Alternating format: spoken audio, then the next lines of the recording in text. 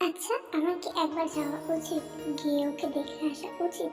না থাক, গেলে আবার ও অন্য কিছু ভেবে নিতে পারে। তার চেয়ে বরং আমি এক কাজ করি, সুভাতাকে একবার ফোন করি, দিয়ে শুনি ব্যাপারটা।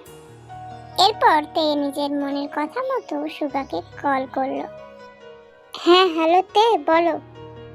আসলে সুগাদা, যে জন্য ফোন করা আর কি, বলছি জাঙ্কুক এখন কেমন আছে?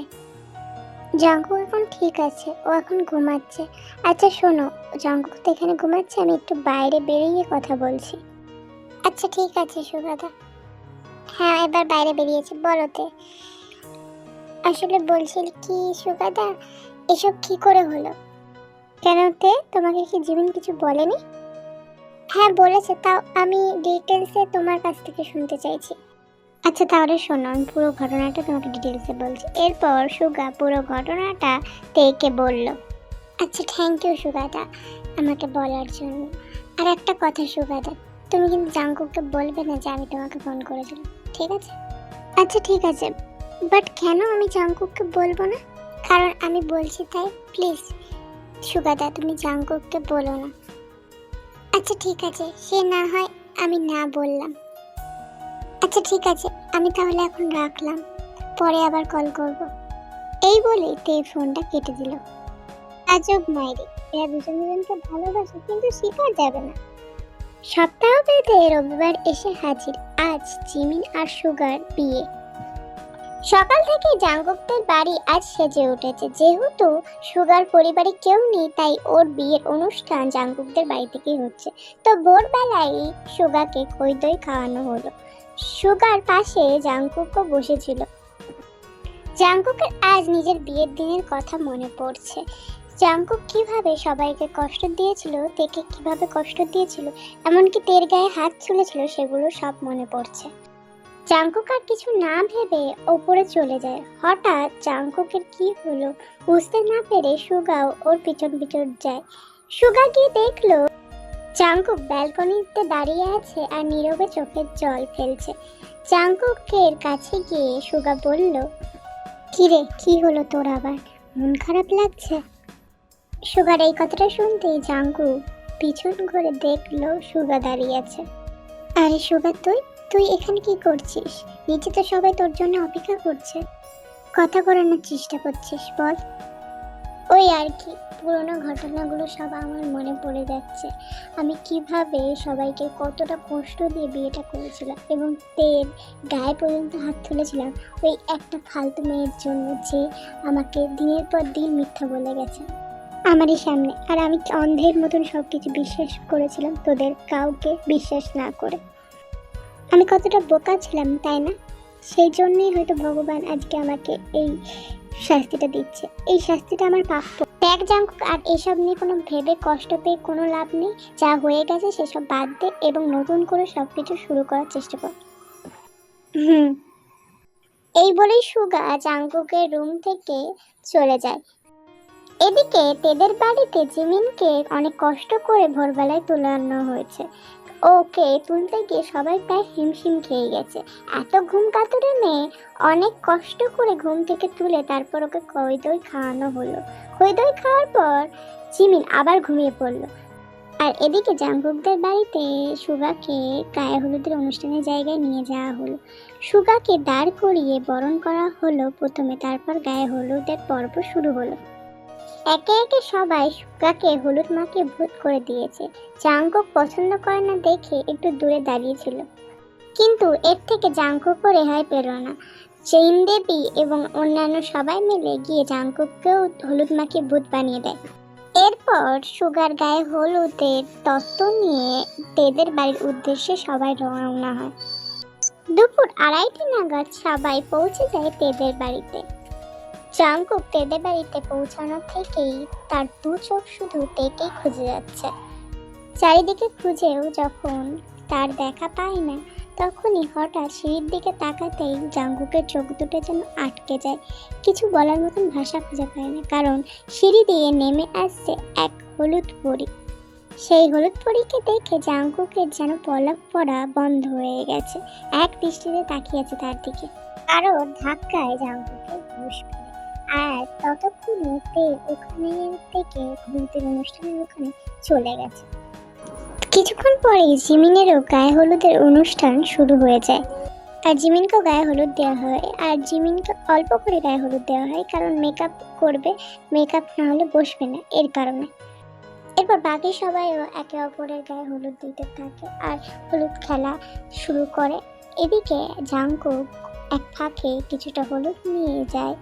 হলুদের বাটি সহ জাংকুক তের দিকে যেতে লাগলো, আর তেও বুঝতে পেরেছে জাংকুক তার দিকেই আসছে, তাই তেও জোরে জোরে হাঁটা লাগিয়ে ওখান থেকে সরে যেতে লাগে। কিছুক্ষণ পর তে চারিদিক চোখ বুলিয়ে দেখে জাংকুক তো আছে কিনা, পরে দেখতে পায় না, তখন ও আস্তে আস্তে আবার এগোতে লাগে। তে যাচ্ছিল, তখনই ওর হাত ধরে কেউ হাজকা টান মারে, দেয়ালের সঙ্গে চেপে ধরল। তে ভয়ে চোখ বন্ধ করে নিল। এরপর তে ধীরে ধীরে নিজের চোখটা তুলল আর জাংকুকের দিকে তাকালো। জাংকুক তে একে অপরের দিকে এক দৃষ্টিতে তাকিয়ে আছে। কিছুক্ষণ পরে তের হুঁশ ফিরতেই জাংকুককে ধাক্কা মেরেতে সরিয়ে দিল। তারপর চলে যেতে নিলেই জাংকুক আবারও হাজকা টান মেরে তেকে নিজের কাছে নিয়ে আসে। ছাড়ুন আমাকে, আপনি কি সেই দিনকার চটটা ভুলে গেছেন? আবার কি খাবেন? জাংকুক তেকে আরো শক্ত করে ধরে বলে, না ছাড়বো না, কি করবে তুমি? এরপর তে আবারও চড় মারতে গেলে জাংকুক তেকে আরো শক্ত করে চেপে ধরে। আহা, এই ভুলটা দ্বিতীয়বার করতে যেও না তে।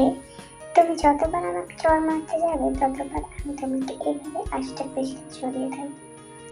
ছাড়াতে পারলে ছাড়িয়ে দেখাও। এরপরেও তে অনেকবার ছাড়ানোর চেষ্টা করে, কিন্তু জাংকুকের শক্ত বাহুদর থেকে নিজেকে পার করতে পারে না। অবশেষে আর না পেরে তে শান্ত হয়ে যায়। এরপর জাংকুক ধীরে ধীরে তের অনেকটা কাছে চলে আসে এবং নিজের একটা গাল নিয়ে গালে লাগানো হলুদের গালে লাগিয়ে দেয়, আর তে চোখ বন্ধ করে নেয়। আবার দ্বিতীয় গালটা নিয়ে গিয়ে তের আরেকটা গালেও হলুদ লাগিয়ে দেয়। তে আস্তে আস্তে চোখ খোলে, জাংকুক তের গাল স্পর্শ করে আসছে। জাংকুক ধীরে ধীরে তের গায়ের কাছে মুখ নিয়ে গিয়ে বলে, you are on my mind, আর তের ফোরহেডে একটা কিস করে। এরপর জাংকুক তেরকে ছেড়ে দিয়ে ওখান থেকে চলে যায়, আর তে স্তব্ধ হয়ে ওখানেই দাঁড়িয়ে আছে। ও ঠিক ভেবে পাচ্ছে না ওর সাথে এতক্ষণ কি হয়ে গেল। এরপর তে আবার ধীরে ধীরে নিজের রুমের দিকে চলে যায়। রুমে গিয়ে দরজা আটকে দেয়, আর জাংকুকরাও রওনা হয় নিজেদের বাড়ির উদ্দেশ্যে। আবার রাতে আসবে ওরা, রাতেই তো লগ্ন। বিকেল হতে পার্লারের সব লোকরা চলে আসে জিমিনকে সাজানোর জন্য। এদিকে জিমিন তো এখনো ঘুমাচ্ছে, তাই তে ডাকতে যায় জিমিনের রুমে জিমিনকে। এই দেখেছো, এই মেয়ে এখনো ঘুমাচ্ছে, আর পারা যায় না একে নিয়ে। এই যে মহারানী, আর কতক্ষণ ঘুমাবেন? এবার তো উঠে পড়ুন। আর কতক্ষণ ঘুমাবেন বলুন তো? বরযাত্রী কি এবার এসে ফিরে যাবে? দিদি যে ফিরে যেতে দে, আমাকে এখন ঘুমাতে দে ভাই, আমাকে আর জ্বালাচ্ছে, আমাকে ঘুমাতে দে। ও মা, শোনো মেয়ের কথা। ওঠ ওঠ, আর কত ওঠ, এবার দেখ কেমন মার মারি, দেখ তোকে। ওর শিগগিরই তাড়াতাড়ি ওঠ। আরে দিদি উঠছি তো, এভাবে মারছিস কেন? আর লাগলো কত, মারছিস কেন তুই আমার? এবার বল কোথায় যেতে হবে? কোথায় যাবি মানে? ওয়াশরুমে গিয়ে ফ্রেশ হবি? এই মেয়ের নাকি বিয়ে, আর কিছুক্ষণ পরে যে বিয়ে করতে চলেছে তার কোনো হুঁশ নেই। একে কে বিয়ে দিচ্ছে? তোর কি, তুই কি আদৌ বিয়ের কোণে না অন্য কিছু? তুই তো দেখছি একটা বিয়ের প্রজাতি, বিয়ের কোণে। তোর নাম দেখি ইতিহাসের পাতায় ছাপা হবে, আমার কথা মিলিয়ে নিস। আচ্ছা আচ্ছা, তোর কি এই বক্তৃতা দেওয়া শেষ হয়েছে? না, তাহলে আমি একটু ওয়াশরুমে যেতে পারি ফ্রেশ হওয়ার জন্য। দৌড়াও ভাগিনী, খেপে গেছে, দৌড়াও। জিমিন এরপর ওয়াশরুমে চলে যায় ফ্রেশ হতে। ফ্রেশ হয়ে কিছুক্ষণ পরেই জিমিন বেরিয়ে আসে। আমি চলে এসেছি। কোথায় বসতে হবে বলো?